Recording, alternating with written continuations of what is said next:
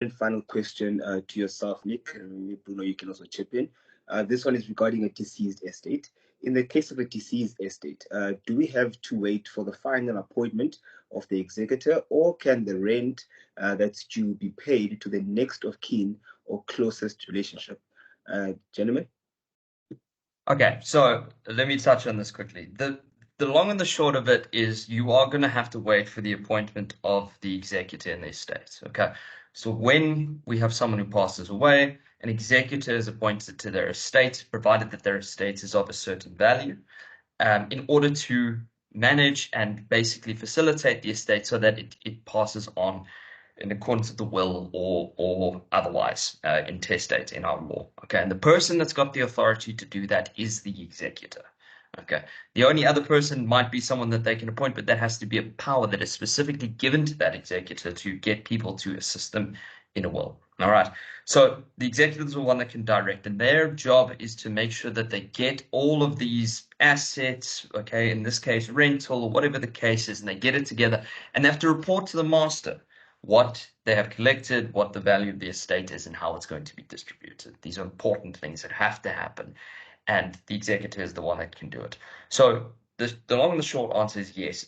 You got to wait for the final appointment. No one's got the authority at that point to start directing that money gets paid to different people and to different accounts. The executor's got to do that after they've reported to the master. That being said, we must remember that we live, obviously in South Africa, and we have the Master of the High Court, and the Master of the High Court is infamous for being, how do we say this nicely, Bruno? A little bit lackadaisical with their duties. I don't think I'm unfair in saying that. No, I think that's they've reported it very themselves that they've dropped the ball a few times. So there needs to be some practicality when it comes to these things, because sometimes the master does unfortunately take a bit long to actually get moving with their duties and appoint the executors, give the requisite authorities in order to do that.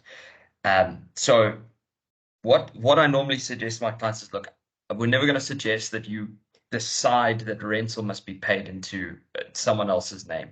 There is a massive risk that whoever that money gets paid to then disappears with the money, and they may not necessarily be the person in terms of a will that is supposed to get that money.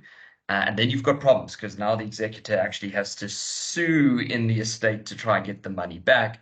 And now you're just spending money on trying to facilitate this estate. And this is where what happens is people's, the money that they're going to get from their parents, their inheritances, disappear in legal costs.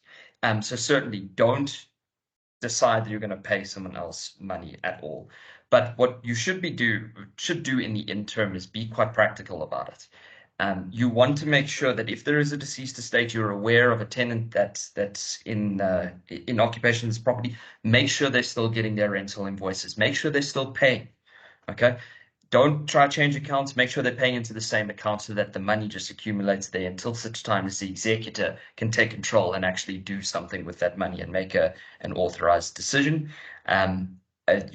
Although you have to do some sort of waiting, it's very sad to see when people are not practical about these things, and you're in just as much trouble if you pay the money over to someone who doesn't need the money as if you leave the tenant to stay in occupation of the premises and let them not pay rent for 8 months. Because in either event, you're going to now have to start pursuing the money wherever it's gone. So although you can't just make any decisions, the law doesn't work that way. I do encourage clients to be practical and make sure that anything that's running in the interim continues to run. Make sure the tenants are still paying into that account, and that account is being topped up the whole time, so that when the executive is finally appointed, it's a quick, easy, and you don't get caught up in these interlocutory sort of things.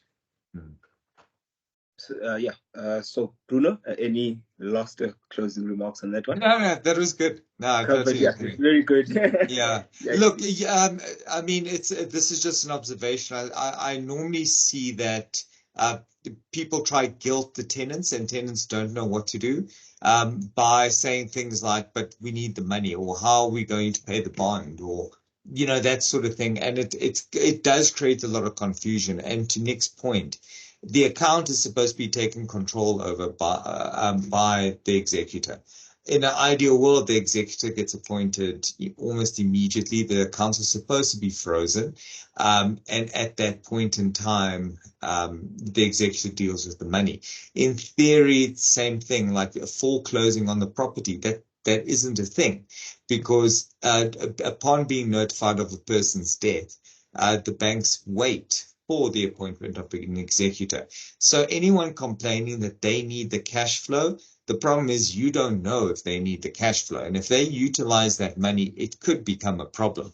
And you didn't then technically pay the right person. So there's an argument to say that you failed to comply with the lease agreement because you went ahead and paid somebody else who you thought and who had no authority. And it's a gray area, but I would rather not get to that point where that's a thing. Absolutely. So thank you very much.